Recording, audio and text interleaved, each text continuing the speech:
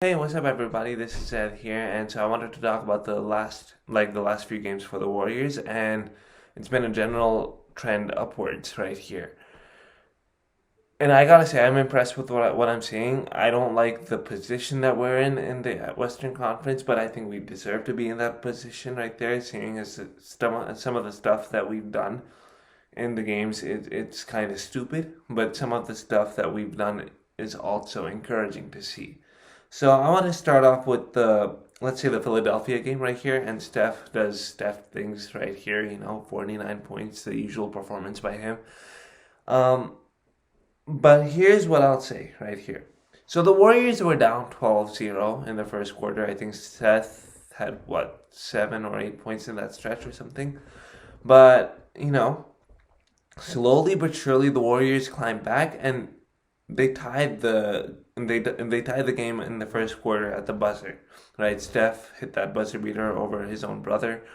Um, but it was pretty much the Warriors' way after that, right? I know the Sixers had a few leads in the second quarter, but you could sense that the Warriors were in it, and they took a 7 point lead at the end of the third quarter. Now the 76ers fought back and they took the lead, but Steph checks in, and this was an MVP performance by him, right? He was inefficient, pretty much kind of inefficient in like the first three quarters. He checks in, hits four huge threes right here. If that is not an MVP performance, I don't know what is.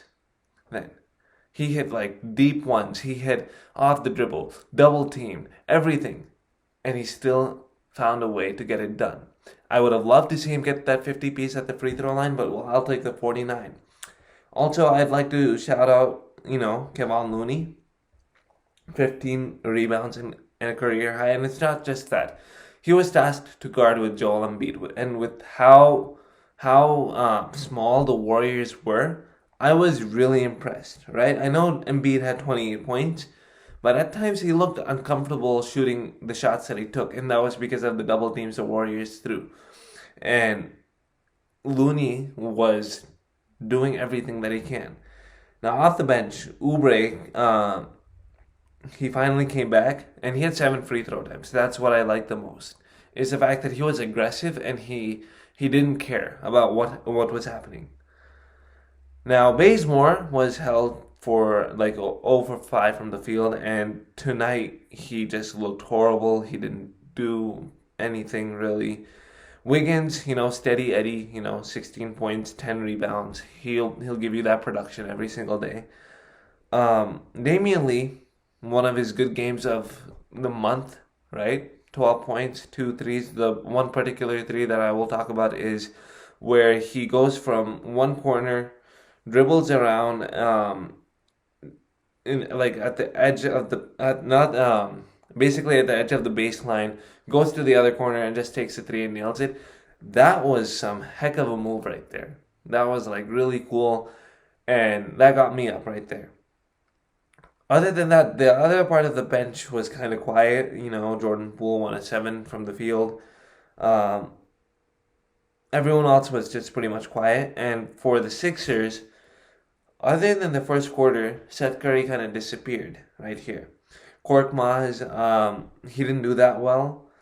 Danny Green, I guess, didn't really. Well, I mean, he had four threes. That's his usual production there, and this is without any Ben Simmons and Tobias Harris. But I'd still take this team as a legitimate playoff team without Ben Simmons.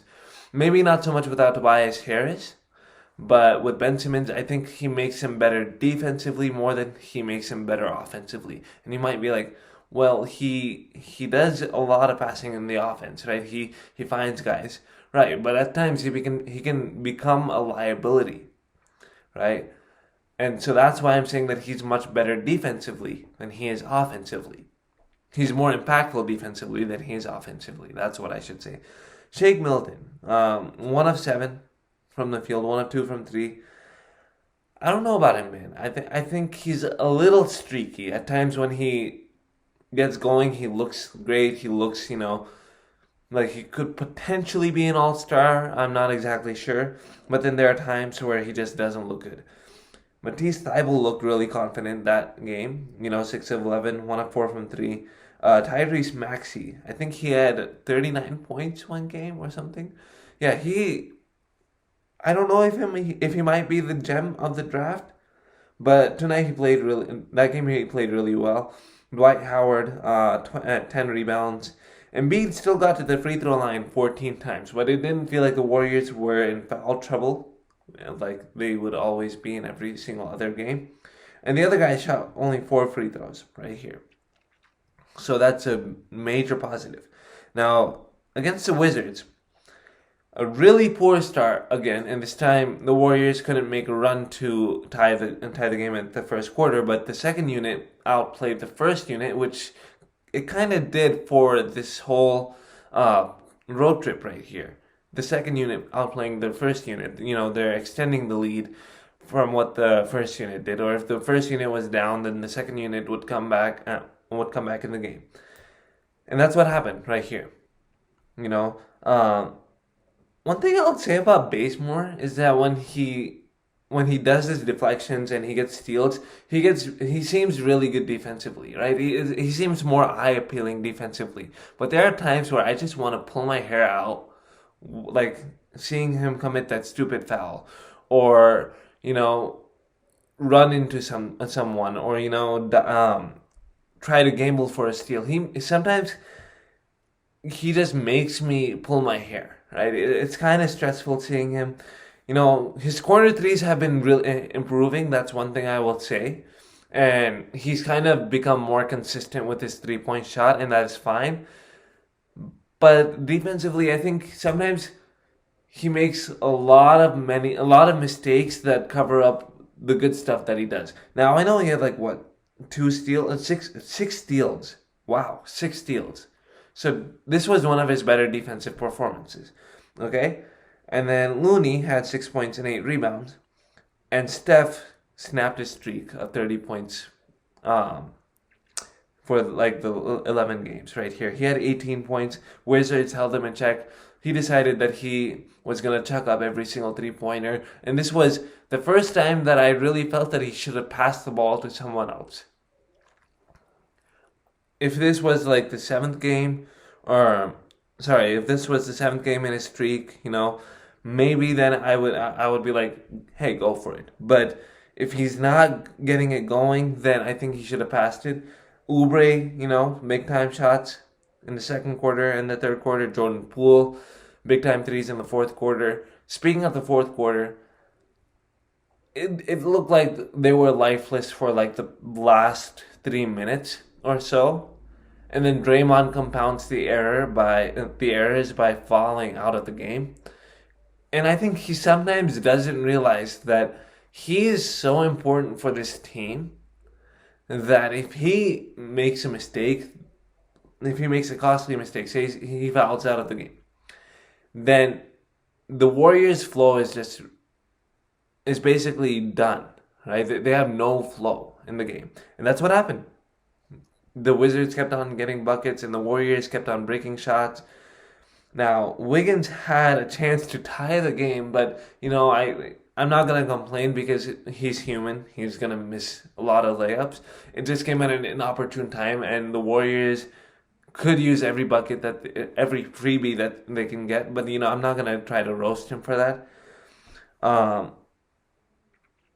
Other than that, it was a very heartbreaking game to see, much like the Orlando Magic, where the Warriors played them in Orlando. I think the Warriors had a double-digit lead in the fourth quarter, and then they blew it. Same thing right here. But this time, they looked they looked gassed right here. So, now come the Denver game, and I don't know what the hell the Warriors do before they face off the Denver Nuggets, but somehow they won the season series against them, 2-1. And I really felt glad that Steph didn't have to put on such a show for the Warriors to win. This really made me confident, right? It's fun to see Steph go for 40 pieces, 50 pieces, but, everyone stepped in, right? Michael Mulder, inserted into the starting lineup, had 3 dunks, had 3 really cool dunks. 14 points. Wiggins, 19 points. Draymond Green, 12 rebounds, 19 assists, tying his career high.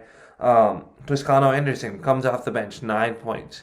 Speaking of, what happened to his head was really brutal, but it was good to see him come back so soon.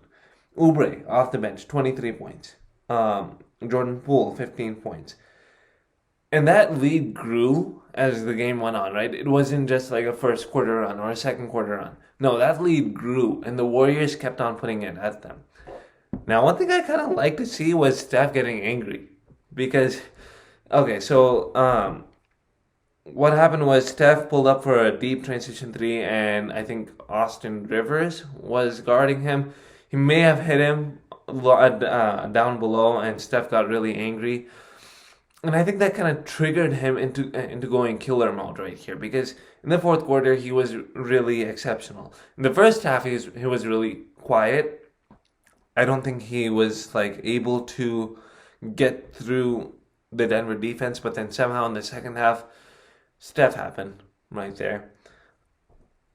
And on the Nuggets side, this was not a good performance by Jokic, right? Denver fans, if you really think that your player Jokic deserves the MVP, and I really do think that he's in MVP contentions, right? But if you think that he's better than Steph, then I want you to look at this game, right? I know it's one game, but let's take a look at the previous game, what Steph did, right? And Jokic was kind of silent then too, right?